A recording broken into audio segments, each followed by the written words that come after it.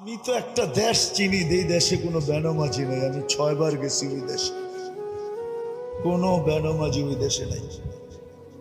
এটা আমার প্রথম দিন প্রমাণ হয়েছে। আমি প্রথমবার যখন যাইতেছিলাম আদিস আবাবার থেকে ইথিওপিয়ার থেকে আমার ফ্লাইট ছিল। আমার পাশে যিনি বসা ছিল ও প্লেনে পুরা দাঁড়াইতে পারতো না, ছাদে লেগে যেত। প্লেন একটু নিচা থাকে না, লাগেজ লুগেজ বড়ার পরে তো মাথা উঁচা করতে পারতো না, এরকম লম্বা। আর মাশাআল্লাহ কালো তো এরকম কালো, আফ্রিকান মানুষ তো চাঁদের, আফ্রিকার মানুষ কালো।